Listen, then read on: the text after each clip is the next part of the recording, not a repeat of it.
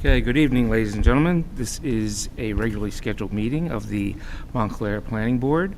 Notice of this meeting is posted, excuse me, is published in our local papers designated for township notices, and it is also posted on the first floor of the municipal building, and it is also posted on our township website. This meeting is being broadcast live on Channel 34 and is streaming live and available on demand on YouTube.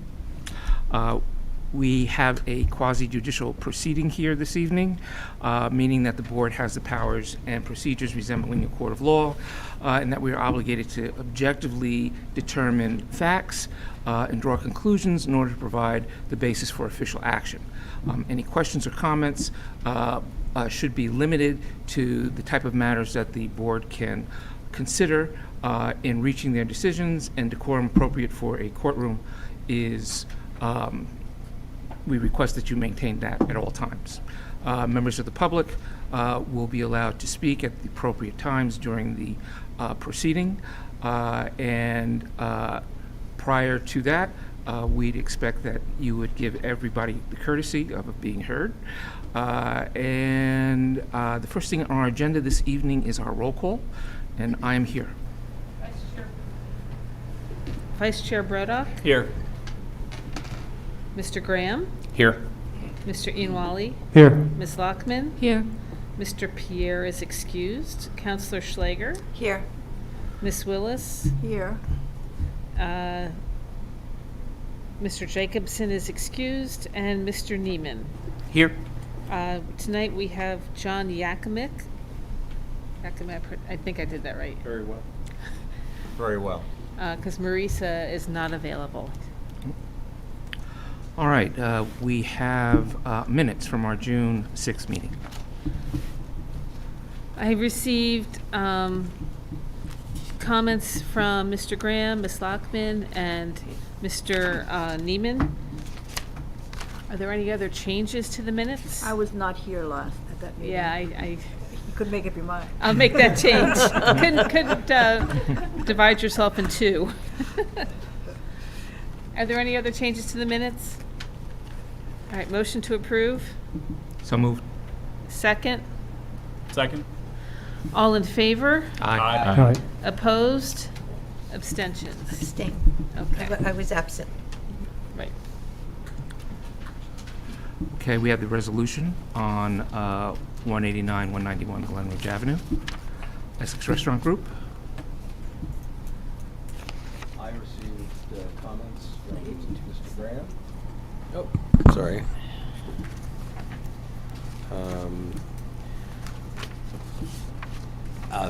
With regard to the typos, thank you.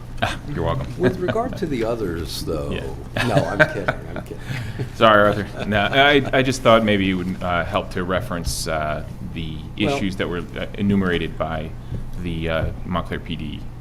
And I understand that. Yeah. That traffic bureau report is part of the evidentiary record of the application.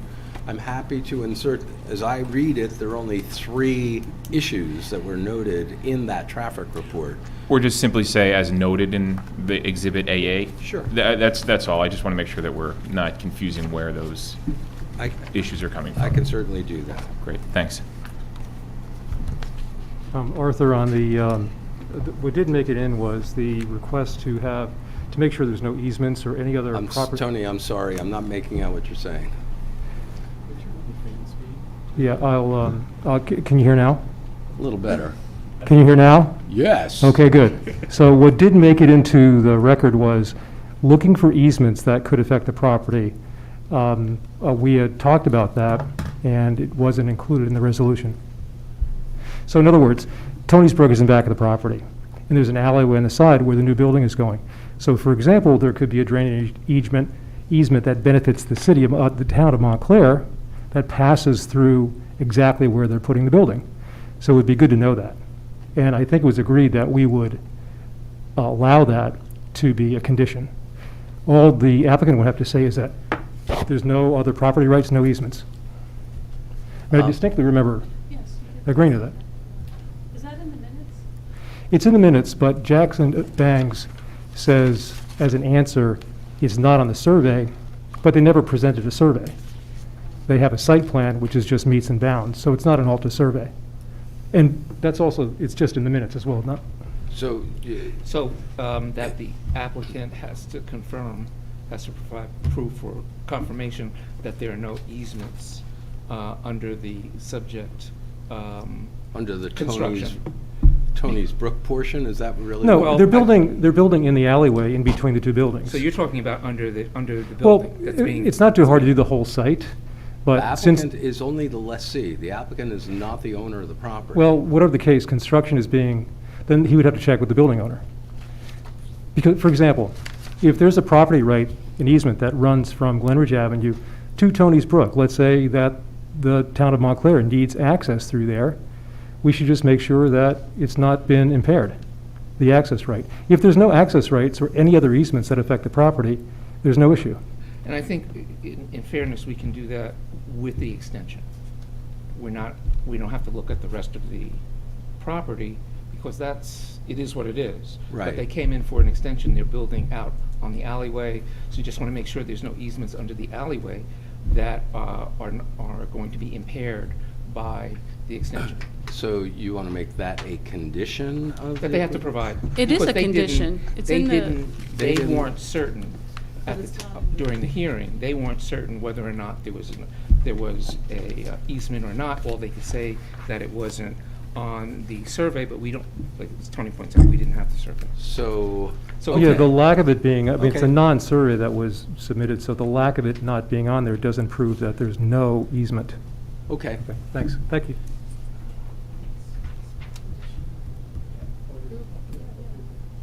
I remember the conversation. Hey, Art, it's a condition of the approval that's noted in the minutes, so it really also should be in the resolution. That's fine. Yeah. I'll amend the resolution for that, and you want to just approve the resolution, assuming I make the correct amendment, or you want to see it next month? That's fine.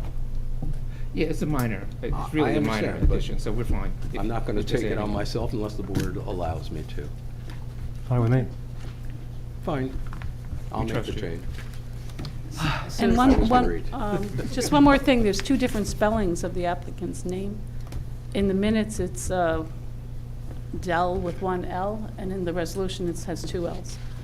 Yeah, so I don't know which it is. as is my practice, I generally send the resolution, the proposed resolution, to the applicant's attorney. And, you know, he didn't pick up on it, and he didn't say anything, so I don't know which is which. So- Well, I think then we should change the minutes. Yeah, then I'll change the assuming- minutes yeah. to To match mine? Yeah. Okay.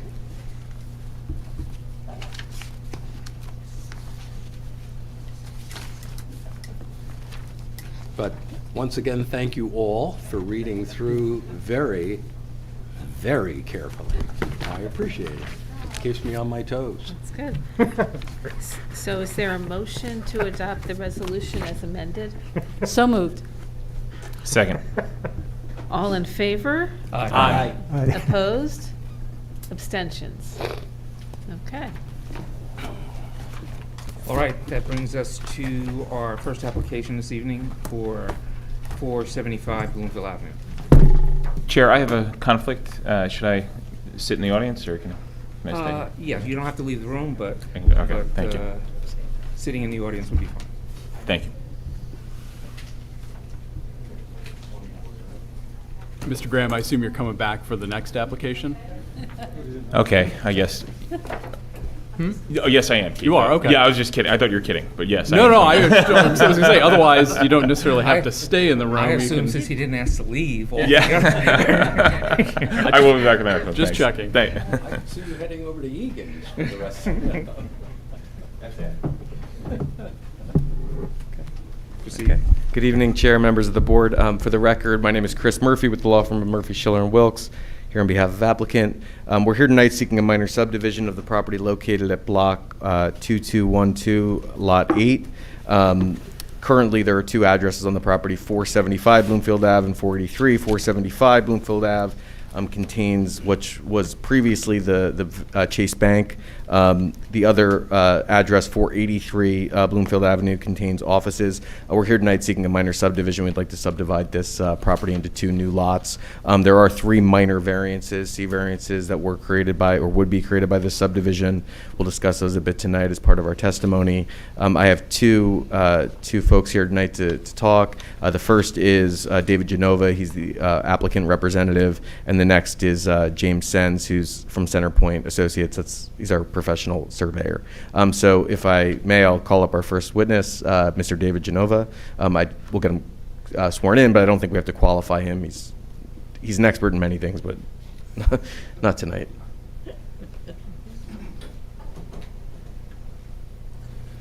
Sir, do you solemnly swear you're an expert in many things? Not an expert in anything. Do you solemnly swear the testimony you're about to give will be the truth, the whole truth, and nothing but the truth? I do. Would you please state your full name and business affiliation for the record? Sure. David Genova of SAF 475 Bloomfield LLC, 131 Glenridge Avenue, Montclair, New Jersey. You can sit if you like. If you want to stand, that's fine too, but you... I'll stand. We haven't been back in 2.5 years. It feels good. So we have him sworn in. He's sworn. He's sworn. Okay. Mr. Genova, you are a representative from the applicant company here. A little history on the site, why we're here tonight seeking this minor subdivision. I think that'd be helpful just to provide some context to the board as to why we're here. So 475 and 483, as long as I can remember, as Chris mentioned, 475 Bloomfield was most recently the Chase Bank building. The retail banking operations of that business occurred in 475 Bloomfield. 483 was originally built separately as a separate building and has housed a number of different back office uses for the bank and also primary uses like a title and trust company, a mortgage company, and other kind of quasi-banking related uses in those two. At some point, these two were merged together.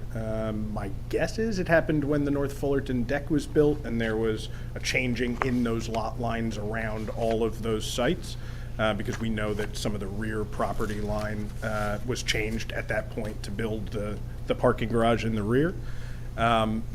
As the two buildings, when JP Morgan and Chase merged, those two uses kind of merged together, and JP Morgan private banking started occurring out of the smaller building, which is 483, while the Chase retail banking operation occurred in 475. There were also connections between those two buildings on 3 different levels internally that, again, my guess is were triggered by code compliance egress reasons as they started to renovate these two buildings near each other, and 475 did not have a second means of egress out of the rear of that building. So I think that they solved those problems by connecting the two and creating more egress and ingress opportunities between the buildings. In August of 2020, we applied to the Historic Preservation Commission for facade modifications, signage modifications, new windows, new lighting, and new improvements to the exterior of this building. That was in the middle of the pandemic, and the office leasing continued strong, and now 483 is a fully leased office building that we are finishing construction on now. And then, I don't remember the exact date, but I came in front of this board recently in the last few months to apply, I think it was the Board of Adjustment that I went to apply for a new second means of egress for 475 Bloomfield, which would allow it to be sustainable on its own from a code perspective and an access perspective, being that the two operations are no longer integrated. We were hoping to close up those passageways through the two buildings where they occur at the basement, first floor, and third floor level. That construction is ongoing with a focus right now on delivering the office tenants in 483 and then doing those exterior modifications that were approved by the Historic Preservation Commission initially, and then the further stairwell construction that was approved by the Board of Adjustment more recently. And now that that office building is complete, that is kind of why we are looking for a subdivision to kind of put these two buildings back to being independent and separate. I have no further questions for this witness. David, isn't part of the application to also make a, I don't know what it's called, a connection with the building next door? No, there is a connection now. Not to the Chase Bank, the one on the other side? Right, Oh, that's okay. already done. Oh. That's not a lot line change at all. That was a constructability thing. We have, our tenant in 483 has existing space in 491 Bloomfield, which is Bob Silver's Vault, I think is the name of that Yes, building. yeah. So that was able to happen through the construction office with some fire shutters and fire doors between the two. But that's not changing ownership or lot lines of those two buildings. That's all done through a use and occupancy agreement to share that new opening. And that's just for the tenant to be able to operate in their existing space plus their new space. There are no tenants in these buildings now, right? 483 is in final inspections for a singular tenant. There's a singular tenant in 483 that will start operations within the next 3 or 4 weeks, depending on how these final inspections go. And 475 is still vacant. can you tell us what kind of business that is? What are they using that building for? It's a tech company. It's an office use. They have operations, again, next door in 491, they had about 3,000 square feet. They expanded their East Coast operation. They're a national tech company, and they're moving I don't know if they're moving people, but they are moving some operations from California to New Jersey, which changed their needs in Montclair. And the bank building, what do you envision for that? I can't say we know exactly what that's going to be. There is, there have been some ups and downs in this leasing process through the pandemic. We had interest from restaurants and we've had interest from certain retailers. We do not have a signed lease on that building currently.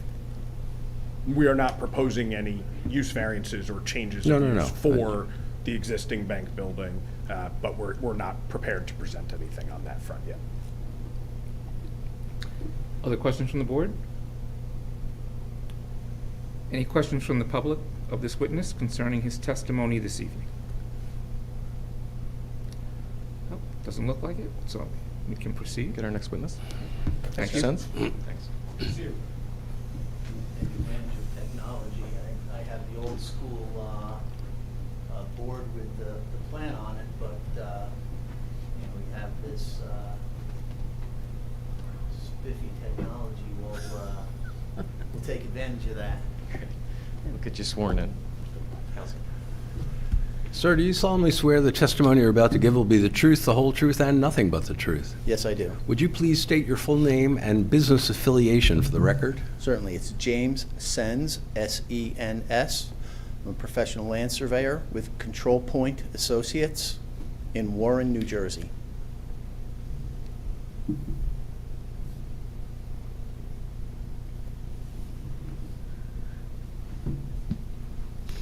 If I can get my witness qualified. Mr. Sens, you're a professional surveyor? Yes, I am. Licensed with the state of New Jersey. Okay. Can you give the board, for the benefit of the board, can you provide some information on your educational background and professional experience? Sure. I have a bachelor's of science degree in surveying engineering technology from New Jersey Institute of Technology. I've been a professional land surveyor for about 21 years. I've testified in in front of numerous boards throughout the state, most recently in Nutley. I've never been in front of this board, but several others in Essex County, including Bloomfield, Newark, Nutley, as I Your license is current? My license is current, Okay. yes. Mr. Chair? Little exception. Before you start questioning, do we have anything that we need to mark in as exhibits? Sure. I pre-marked the exhibits. A1 is the application. A2 is the certification of taxes paid. A3 is the proof of publication. A4 is the affidavit of service. A5 is the subdivision plat prepared by Control Point Associates and dated May 5th, 2022. A6 is the planning report dated May 25th, 2022. And A7 is the engineering report dated June 2nd, 2022. Thank you, Mr. Chair. Mr. Sens, you've reviewed the plans that have been submitted to the board tonight? Yes, this plan was prepared under my direct supervision. Wonderful. For the benefit of the board, can you please describe what we're seeing on the screen right now? Give a brief overview of the surveys being presented. Sure. I mean, this is a fairly simple, straightforward minor subdivision plat. Existing Lot 8, Block 2212, comprises of 12,100 plus or minus square feet. And that basically incorporates all the existing bank building at 473 and, 475, and the building at 483 Bloomfield Avenue.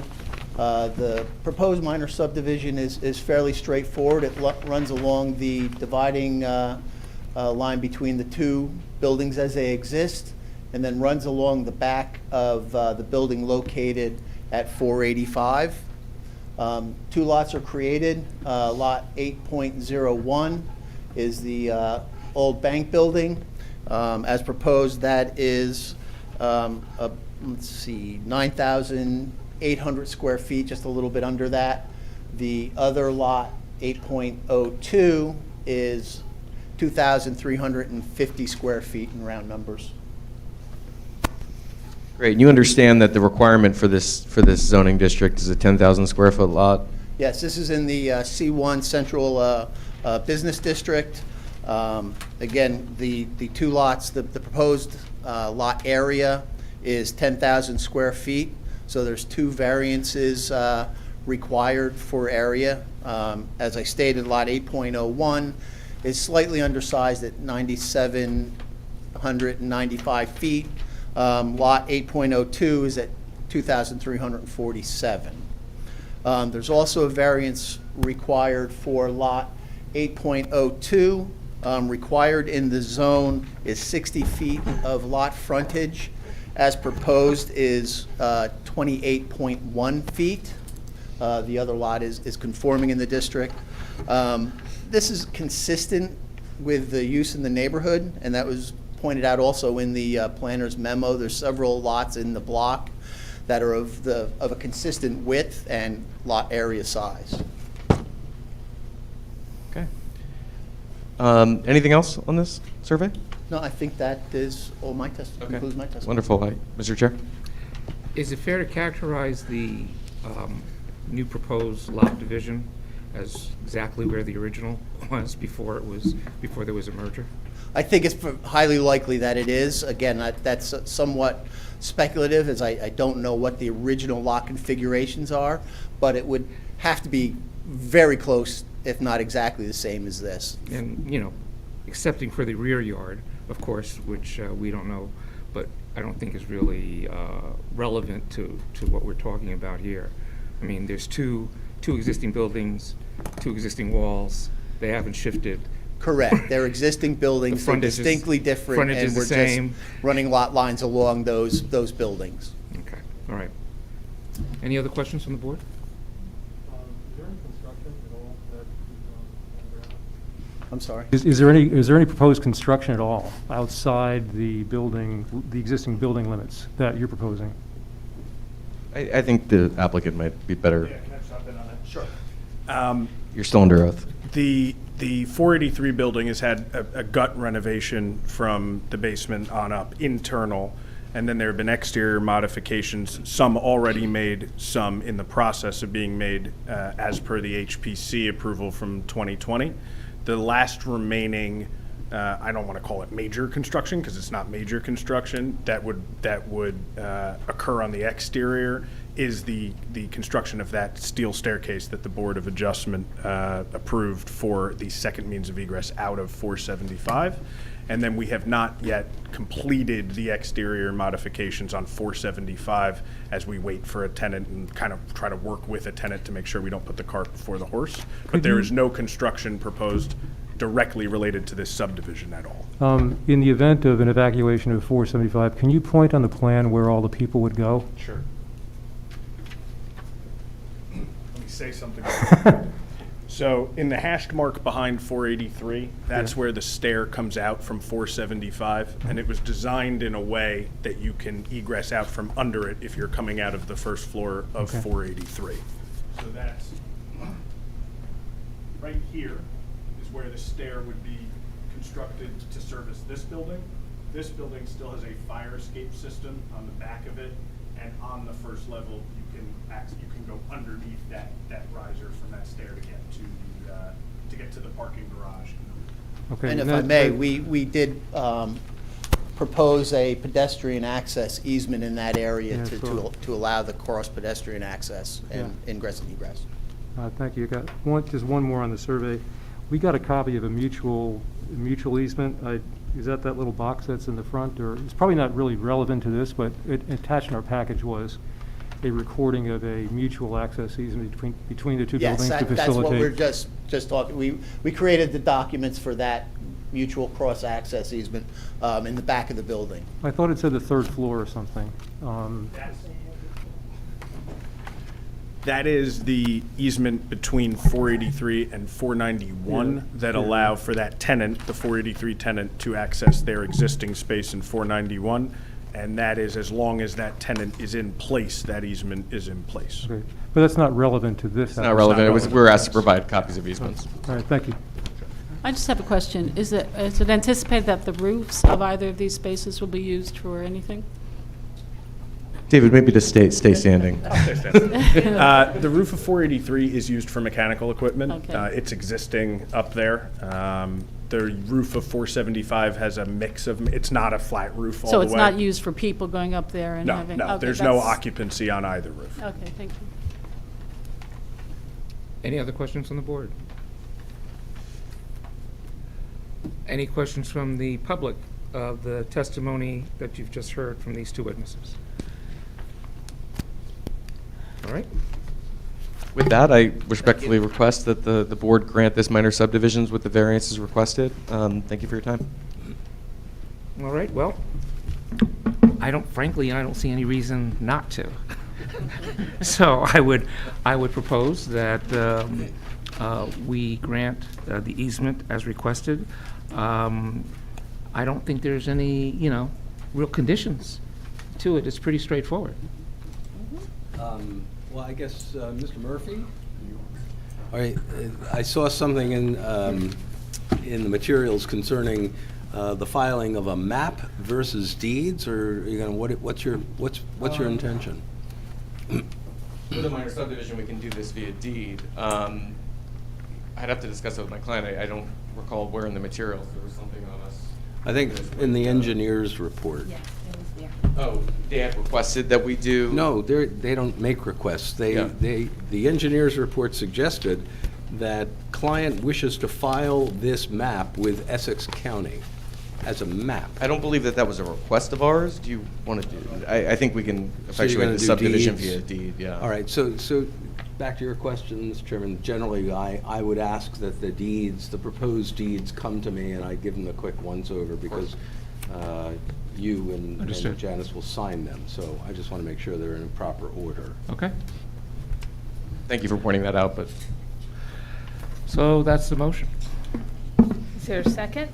Second? Okay. All in favor? Aye. Opposed? Abstentions? All right, Okay. gentlemen, thank you. Thank you. Good luck. See you next time. Let's see. Yeah, there's really no, it's a conditional use permit, there's no engineering issues, so it's your, right.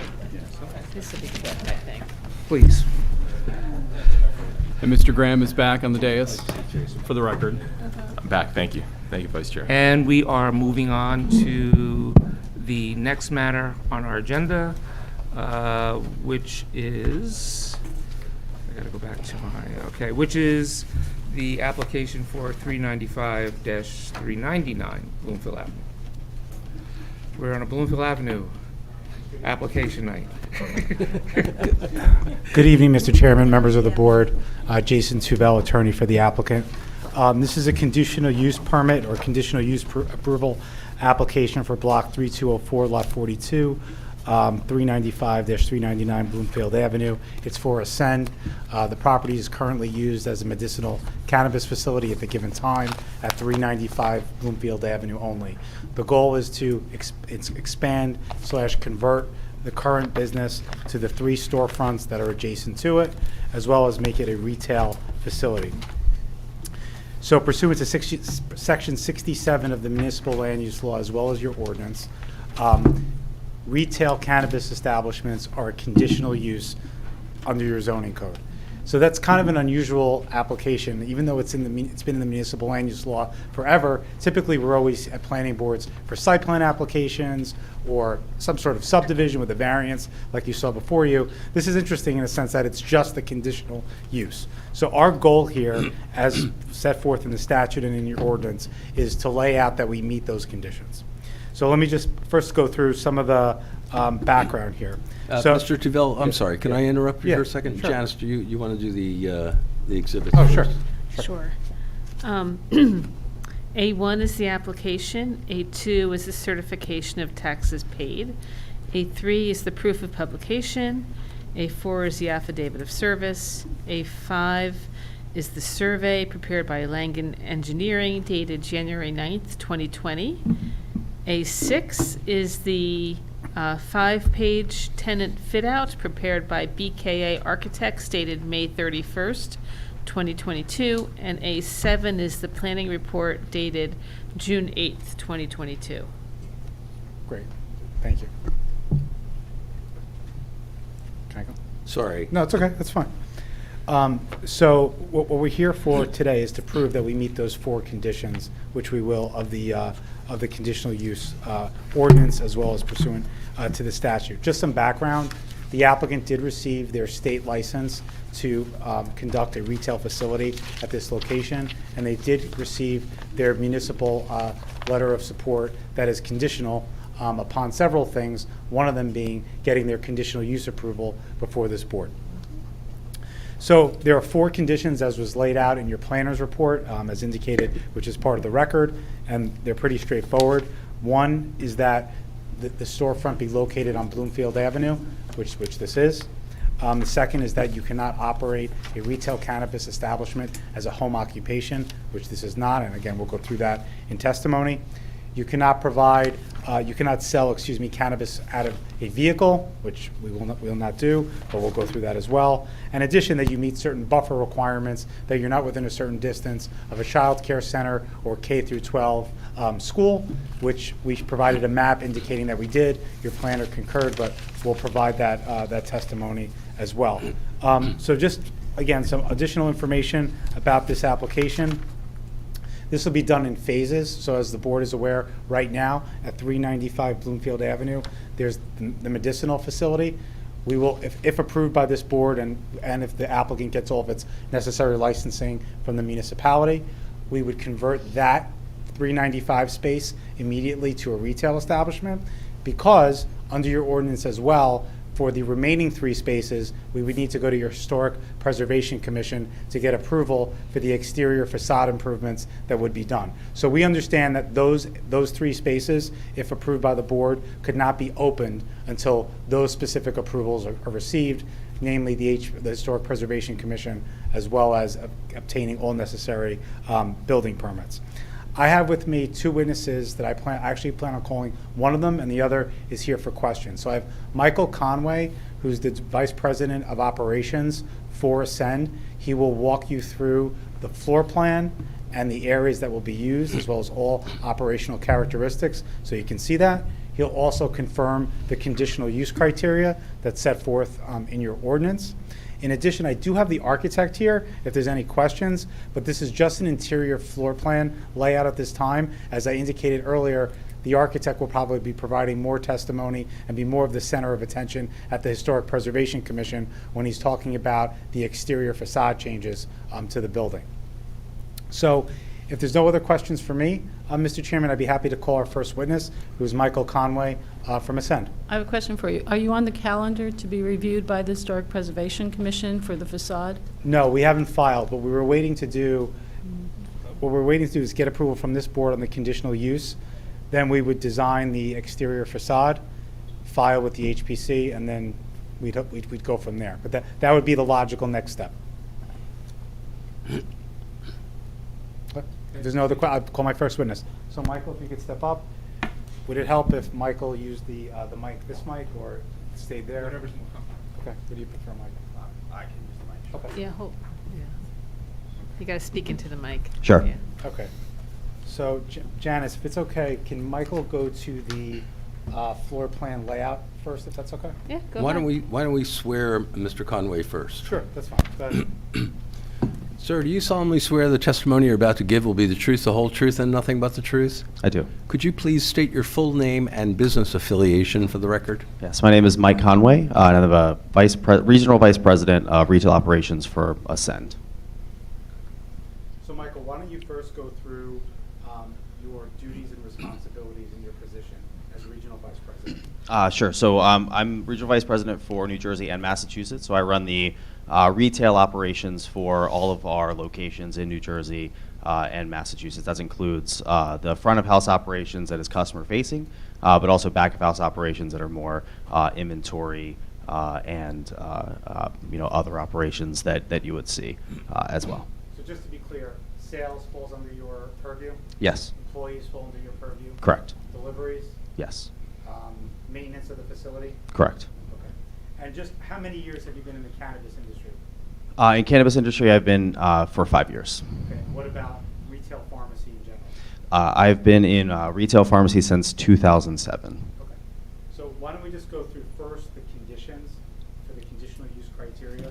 I just want you to confirm as the fact witness for Ascend that we meet these conditions. So the first and foremost is the storefront located on Bloomfield Avenue? Yes. The second is, will there be any home occupation associated with anything that Ascend is doing as far as its operations? There will not be. Okay.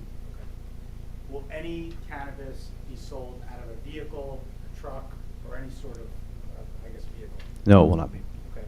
And to your knowledge, do we meet the buffer requirements of being more than 250 feet from any child care center or K through 12 school? To my knowledge. Okay. Correct. So now let's go through some of the other, operations of the facility.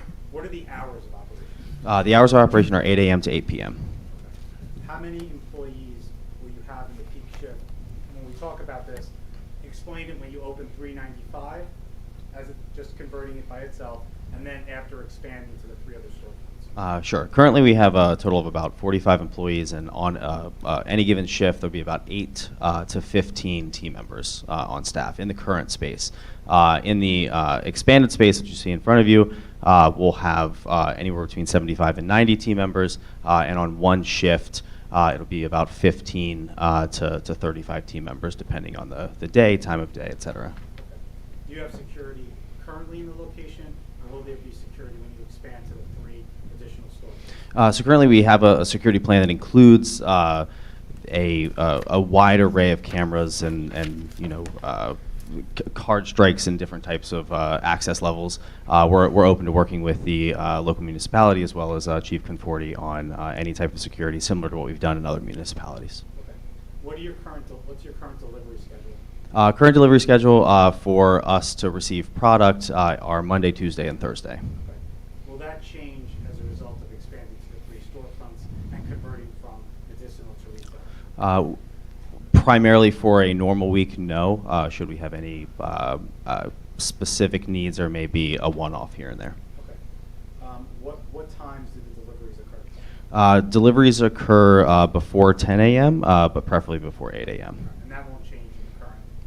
No, it will not change. Okay. What about trash removal? Trash removal, we use IWS, similar to everyone else on Bloomfield, the green trash cans, and they come daily. Okay. Will the number of pickups change as a result of this change? No, it will not. Okay. Same thing with cannabis waste?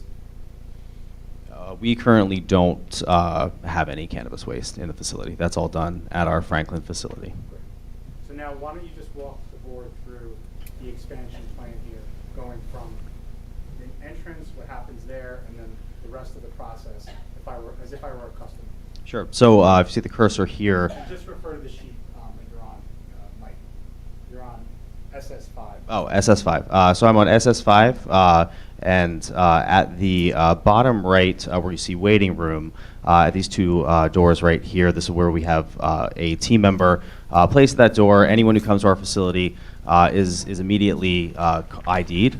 So we have an ID scanner that is that will scan an ID that's acceptable. It'll let us know if it's within date, also that it's not expired, and also it will let us know the date of birth of that person, and it'll show green if that person's over 21. That person will be allowed in.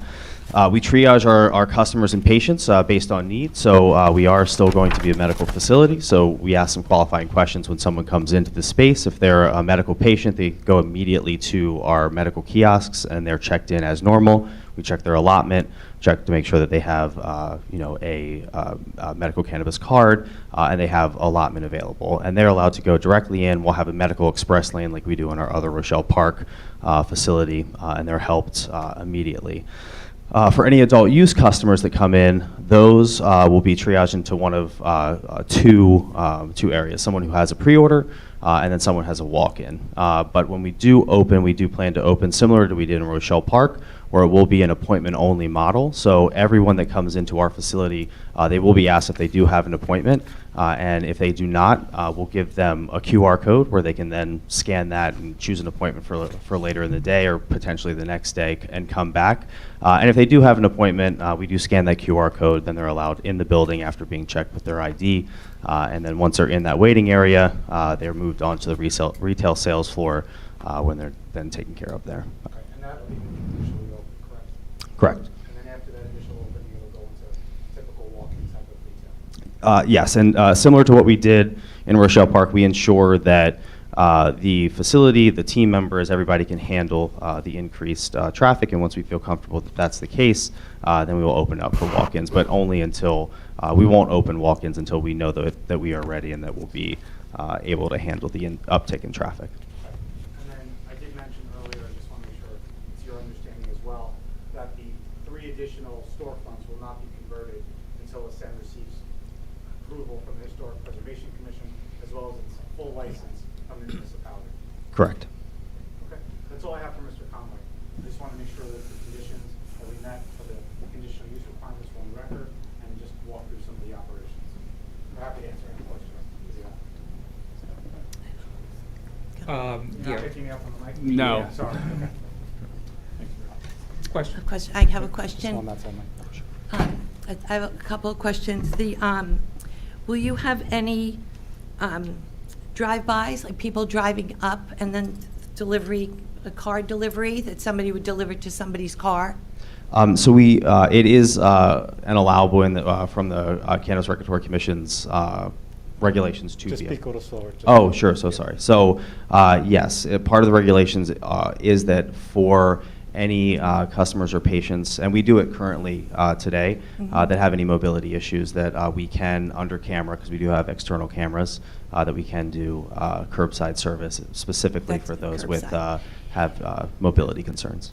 So for the curbside service, is there a designated parking space or anything in front of your building for that? Where there- do people pull up?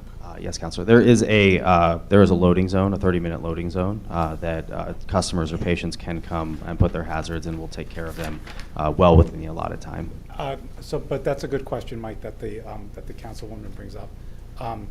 Is you have to have qualified or you have to have that mobility issue in order to do that. A person without that couldn't just do that out of convenience. Correct. No, it's not a convenience. It's for people with mobility concerns. Okay. Okay.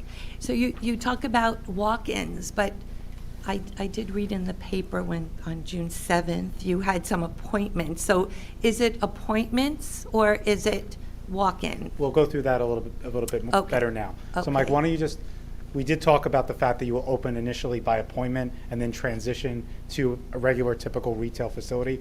Why don't you walk the board through that just a little bit slower? Just before you start, where is the loading area? Is it right in front of your building that people would park in to get a drive-by, so to speak? Correct. It's right in front of your building? Correct. Okay.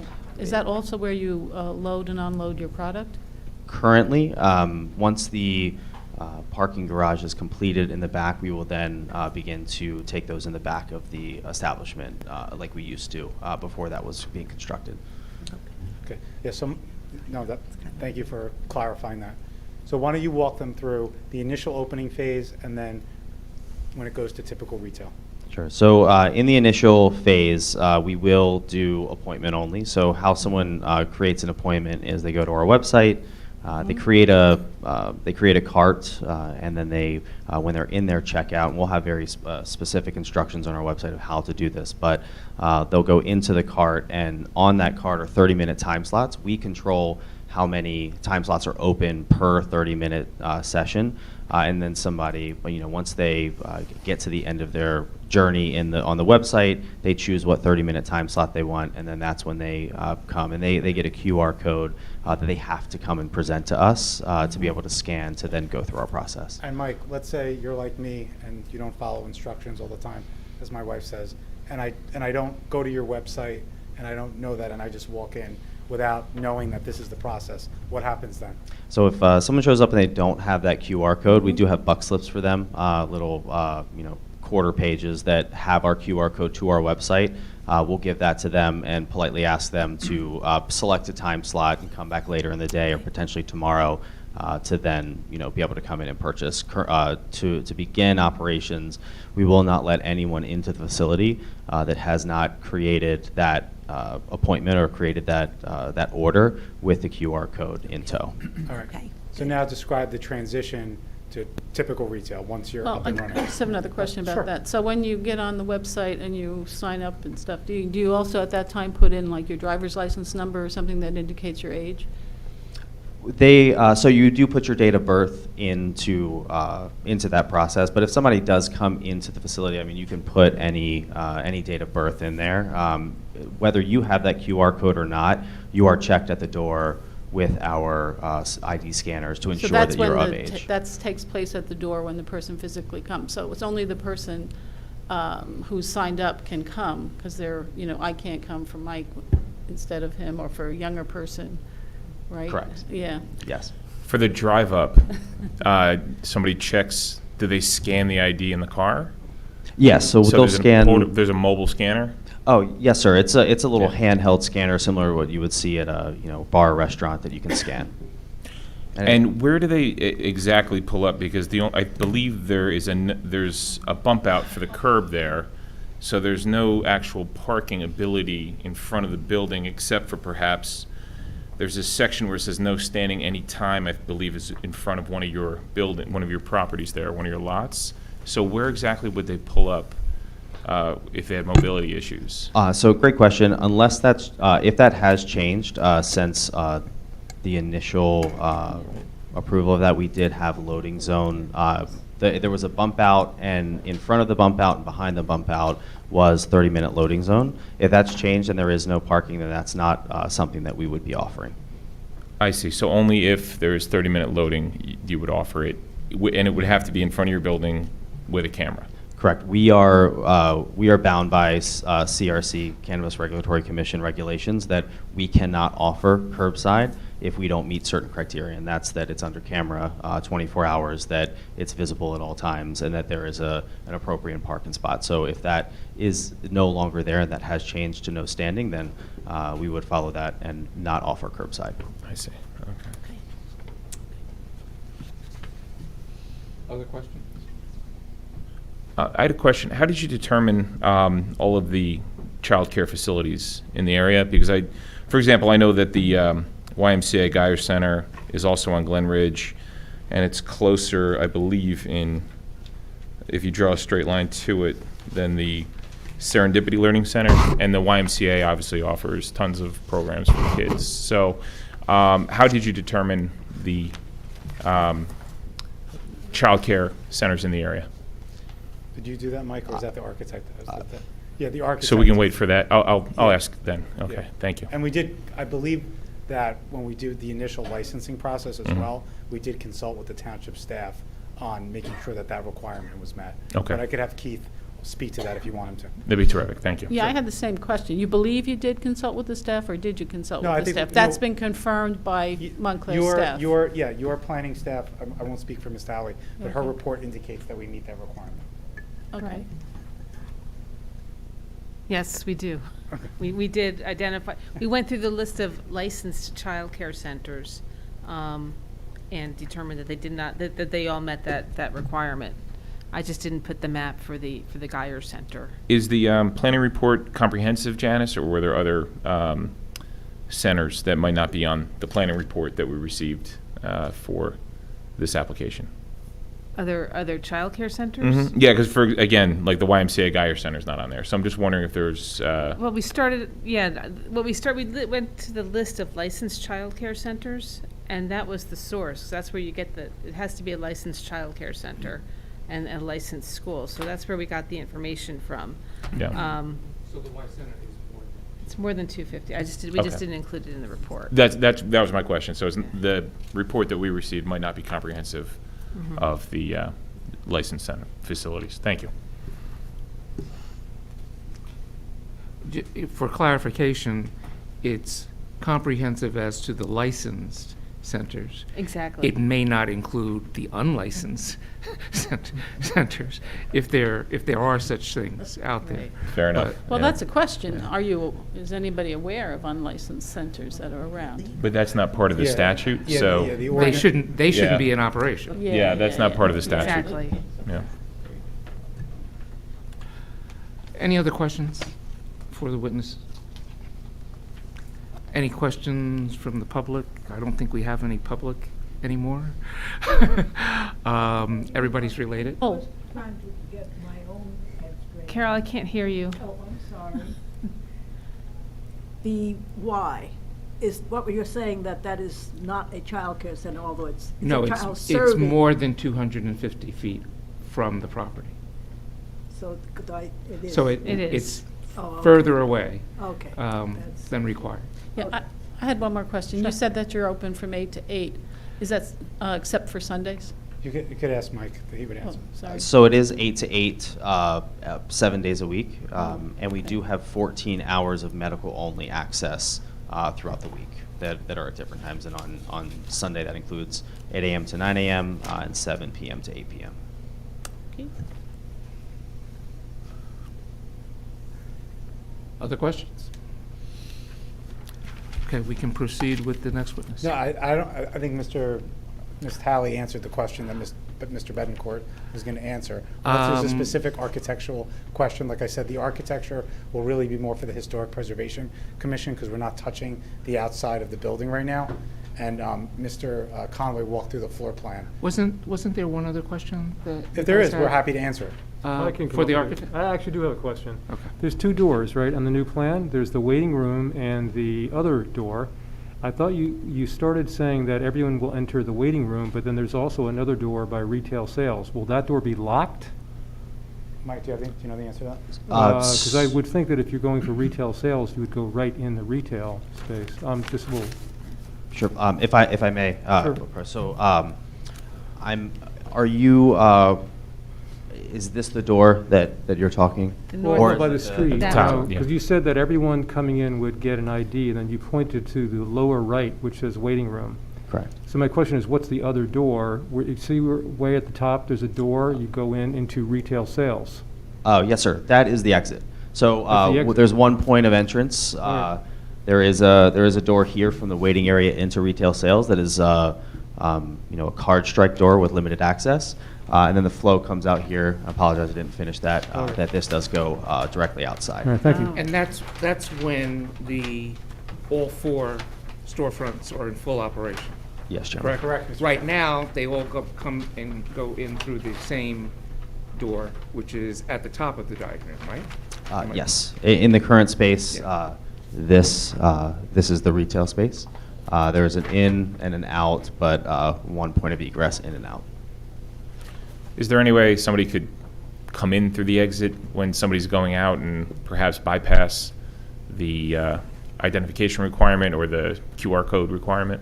No, we'll have team members here that are directing anybody that come to this space into the correct entrance. No one would be coming in that door, and it would never be left unattended. Thank you And very no one much. can go out the back door into the parking lot, which is kind of a darkish area. Correct. So here, and also back here, all of these doors are protected by card strike that are only accessible via team members. And even in that, certain team members only have access at certain times, and only certain team members have access to certain locations. We do a tiered approach based on seniority, based on leadership, et cetera. Mr. Conway, I have a question. Actually, no, I have to pull that back up. Oh, it came back. There we came go. back. I got it. I'm just curious how this is going to work. You have the waiting room, and then one storefront's going to be the waiting room, and 3 storefronts are going to be the retail sales. And this is in a downtown location. We require our storefronts to be transparent and be open. You know, usually they show product that they're selling there. How are you going with this arrangement? And I know this will be reviewed by the HPC, but just for our benefit, how is this going to meet our design requirements for storefronts when that's with those retail sales areas? I don't know how that works.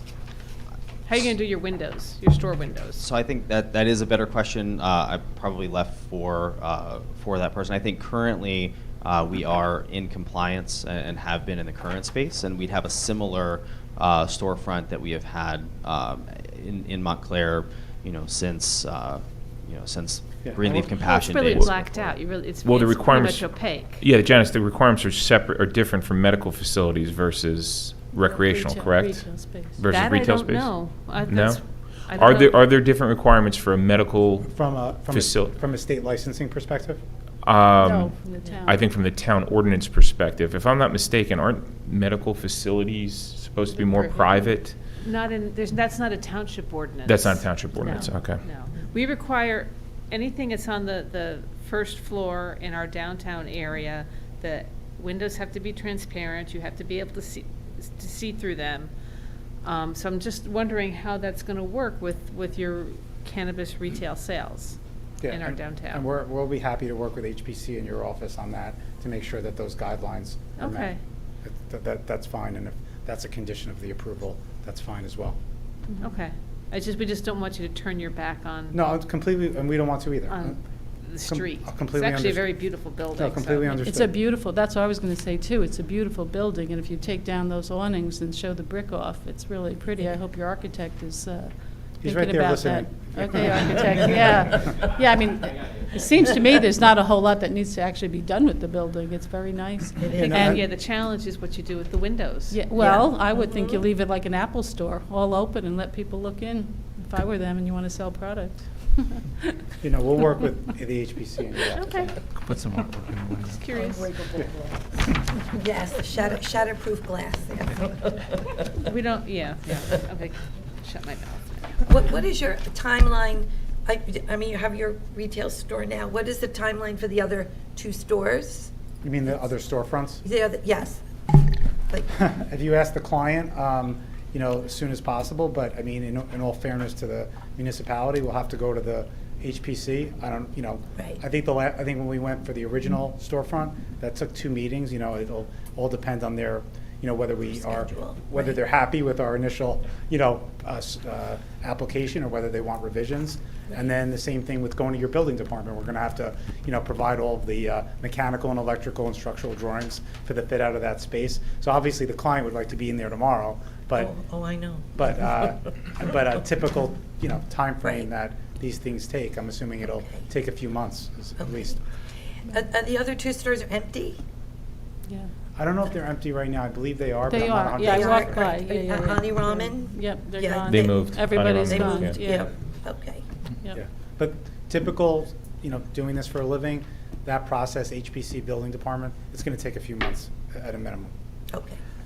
And then if you have any variances that you need in your design, then you gotta come back to us. Yeah. Yeah, no, you're saying as part of the architectural design? Mm. Right. Yeah. No, So- understood.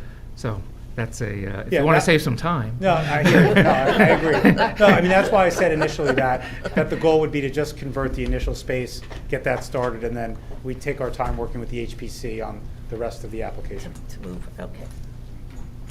So the building slopes downhill a little bit there. Are all the spaces the same elevation currently right now? Or are there steps between the 4 spaces? That I'm gonna have to bring up the architect to answer that It's question. not relevant now, I'm just kind of curious. Okay. You've got them blending all together and Yeah. they're kind of going downhill. Obviously, we have to meet all codes, but yeah. Is the vault locked, or how does that work? Mike, can you answer that? Yes, great question. We have a a DEA cage that is, the same for any other type of pharmaceuticals built into the wall. It takes a current or a certain amount of time to cut through that, and I don't have that specification, but it does take a while to cut through that. That's regulated by the Cannabis Regulatory Commission, and also similarly, those are protected by card strikes, and that was one of the things I mentioned before. They're also the card strikes. Everybody has an RFID card and different levels of access for that card. So if I'm a regular dispensary associate, I don't have access at certain times of the day. So, I can't come in overnight and, potentially get in the vault. It would only be a general manager, assistant general manager, et cetera, that would have that access. So it's very protected, and also, with the certain time frame of having to cut any type of cage like that, law enforcement would be there in plenty of time. How about a basement? You have a basement that has basement windows? There is a basement, but I don't believe there are any windows. And similarly, it's a full cage, so that would come up from the bottom as well. Are your bathroom facilities open for your customers, or is it for staff only? They will be, but you would have to be walked to the bathroom. And again, those are really reserved for customers or patients that would have a special need to be able to use those. Okay. And I assume the building is very well alarmed. You have lots of alarms and cameras, and because our Grove Pharmacy, our beloved Grove Pharmacy, was just robbed the other night pretty badly. So sorry to hear that, but yes, Counselor, that these are regulated by the Cannabis Regulatory Commission as well, based on line of sight for cameras. They have to be recording 24 hours. We have seismic sensors on the walls that you can't break into the wall. There's a levels and levels and levels of access or security access. Yeah. And I think Mr. Conley indicated that they've coordinated on the existing space with your police department on the security cameras. We'd be happy for them to review the newer space as well to make sure they were satisfied with where the cameras are, where the alarms are. Okay, good. And this is just my own ignorance. Do people test the product on the site? They do not. That's against regulations. Oh, We okay. can't have any consumption on site. Yeah. And since we're asking unrelated questions, It is a new use. Everybody's curious. once you go to walk-in, will you regulate the number of people that are allowed in the building at one time? Absolutely.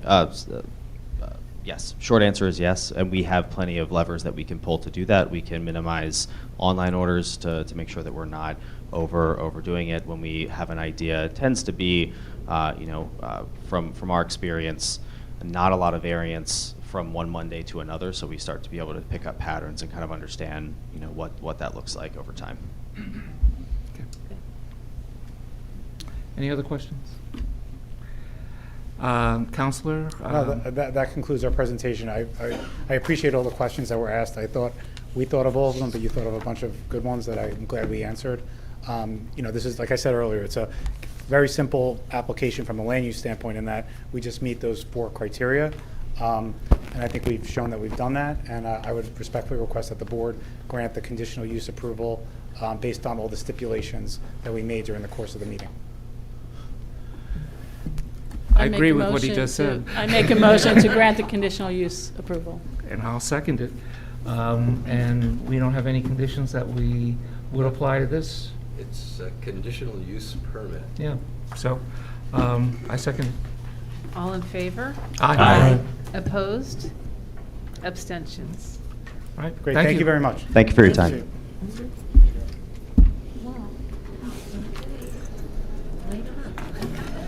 Well, that's good, 2 applications that we couldn't argue with. I want to commend this board for making no jokes. It is hard.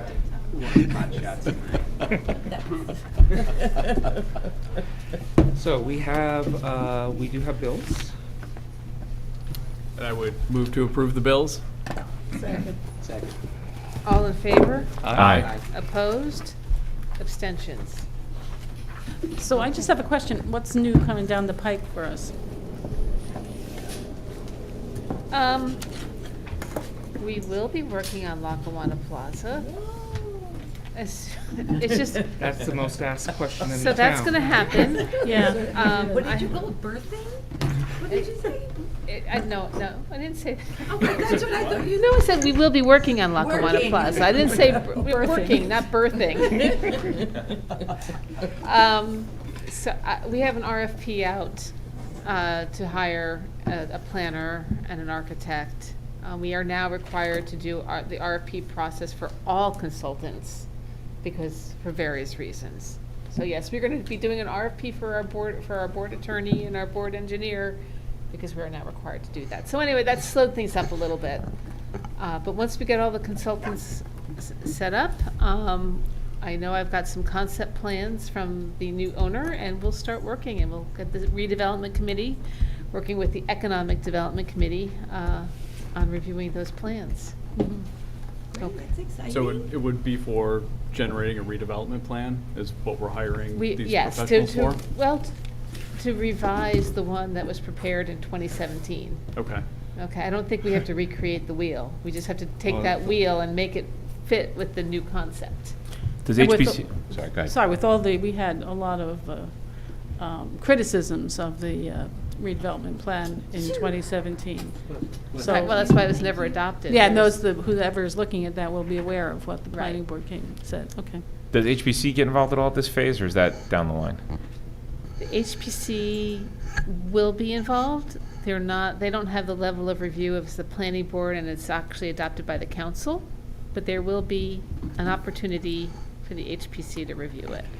And you should recommend to the developers that they talk to them sooner rather than later. Yes, I think. In light of history, Yeah, maybe it might help the process a bit.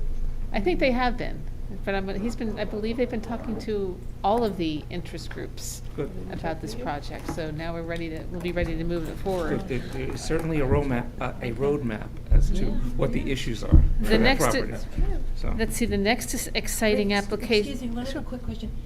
The lawsuit that ensued after the first developer, the first development, is that still an don't active know what he's lawsuit? Was that ever proposed. settled? It was not settled. It's still out there. Oh, that thing. Yeah, Yeah, but that's I'm got gonna to be- go out. I know. What's in the council's meeting? Well, isn't it- tomorrow, they- I have Doesn't no it- idea why. I don't now either. that- isn't it moot? You would think so. Are they claiming damages? Are they saying damages for not It's being not able the to same- do the They plan? were, the judge ruled in favor of the township. They appealed. So I'm not sure where they're going with it.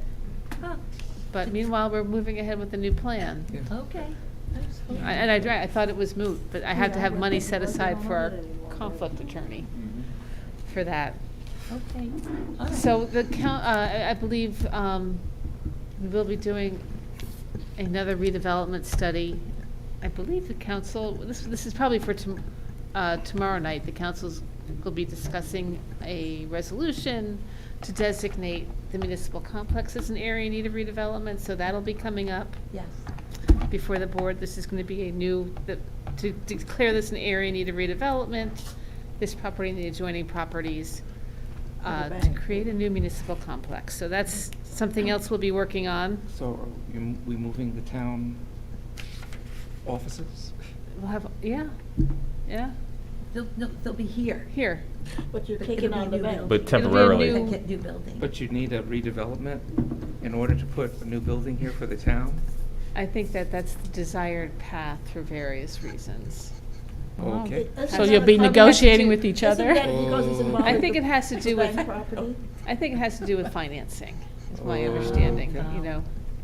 But aren't we involving the bank property as part of the township? Yes, that would be included. That's why it's redevelopment, right? Yes. Because you're combining that piece of property. Well, I think it's for various reasons, you want to do a redevelopment plan, to plan for all these properties as a whole. I think they would see if they meet the criteria. That includes the police department on Bloomfield Avenue? Well, that's already been designated, and that'll be Oh. part of a separate redevelopment study, which we'll be working on as well at some point. But we've got Lackawanna Plaza, we've got the municipal complex here. Those are, I've been told, are the higher priorities. And eventually we'll be doing the police station and the adjoining properties No, my there. question really is, does the municipal complex contemplate having the police Oh, department yes, it here? does. They would be And the moving Board here. of Ed here? No, the Board of Ed would stay. That'll stay, just the police and what else? This building? Yeah. With The so officers much- here? so much Okay. space here. Yeah, and so much parking.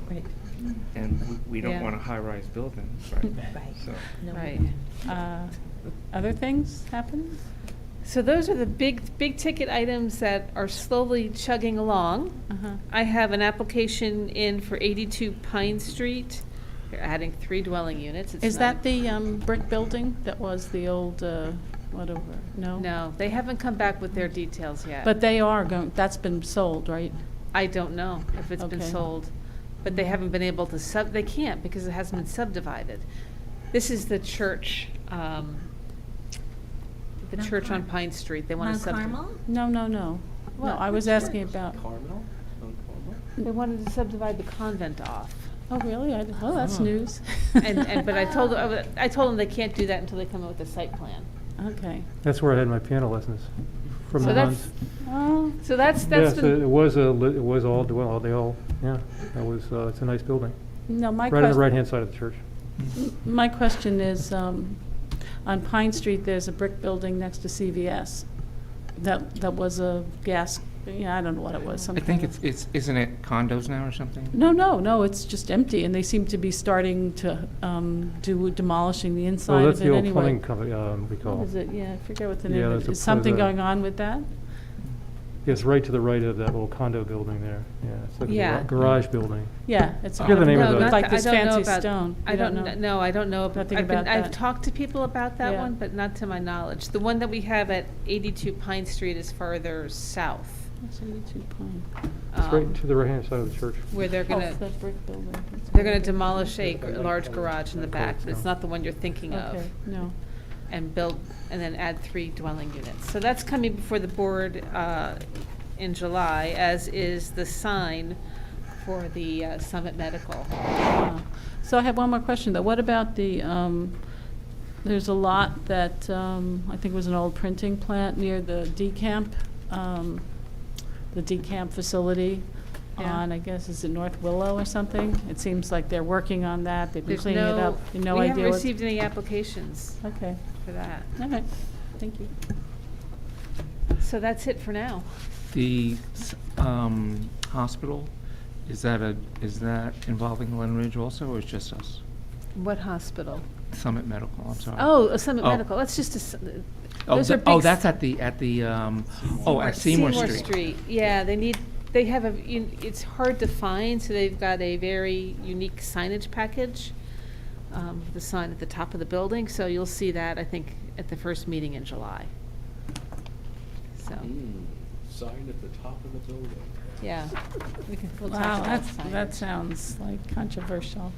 Get another lawyer. Yeah, let's vote on it right now. Yeah. Thumbs down. So, yeah, so that's all I have right now. It's kind of quiet, but we've got some big things that we're working on. And so we're down one person, right? on We our bo- are on our down board? one person. It's the municipal Oh, that's right. representative. Yeah. Yeah. Has not been appointed. I know, I Okay. reminded the mayor a couple of times. Yeah, so He's not coming. No, Ricky.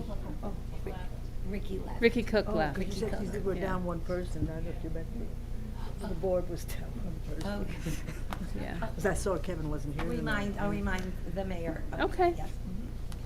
All right. Okay. Anything else? I know we have, the Stormwater Committee will be meeting next week. I think it's next week.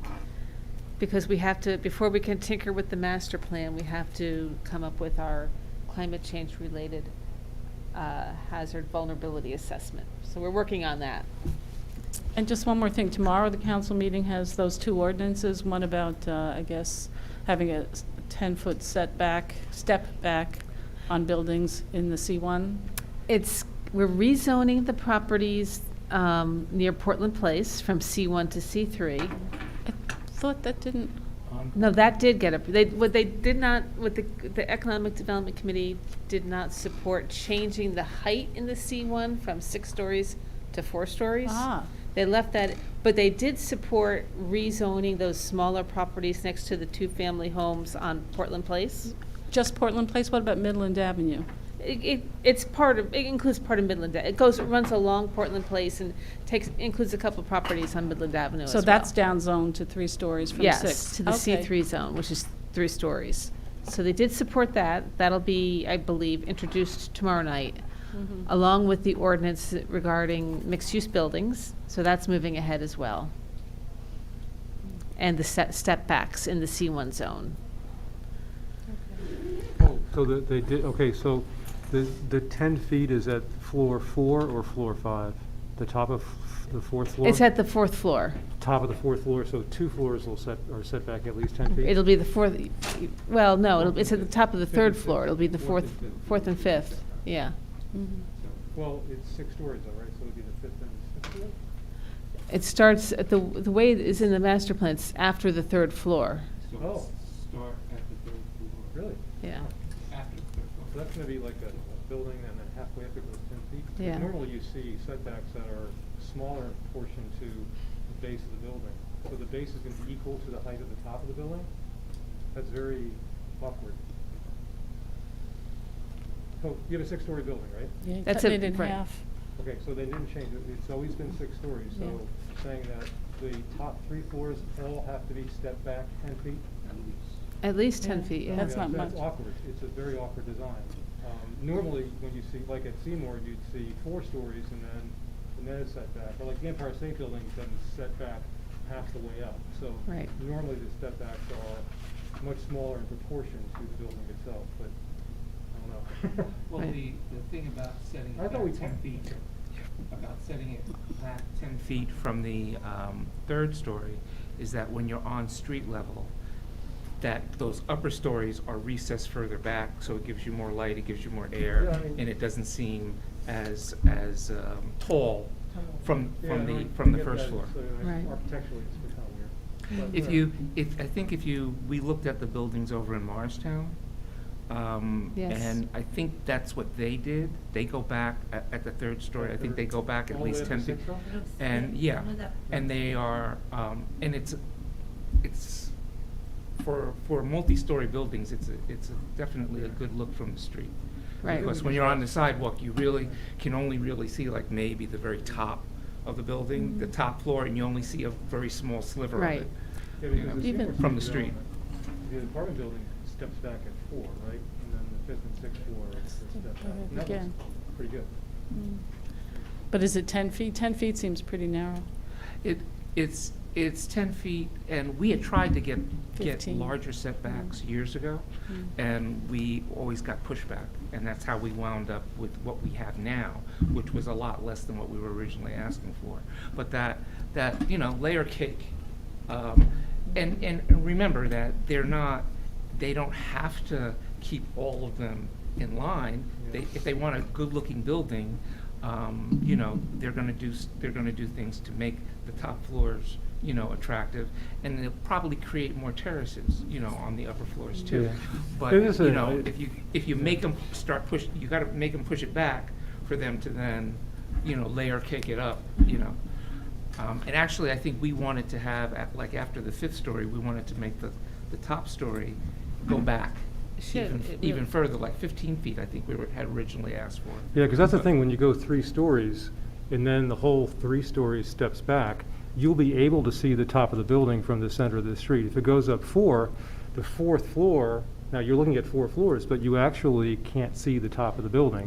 So there's this, if, So maybe what we should say what's is. that? Yeah, Yeah, Yes. and I think that's 6 where an stories. architect would be Makes it helpful less in, imposing. in, I think it's makes a good case for having for another step back Yeah. for the 6th story, so that it pushes it back even farther and Yeah. makes the issue I always had was when they designed these buildings with the open space was in the back of the building and the bulk was in the front. Right. If you have these step backs, and the open space would be in the front of the building, which would help, Or around the building, Yeah. Yeah. right. Because if you push it more towards the middle as you get up, it seems less imposing. And it gives you more, it gives you that more, that angled light and down to the street. So, there you have it. So. Thank you, everyone. All right, thank you. Okay, thank you. See you next time. Okay.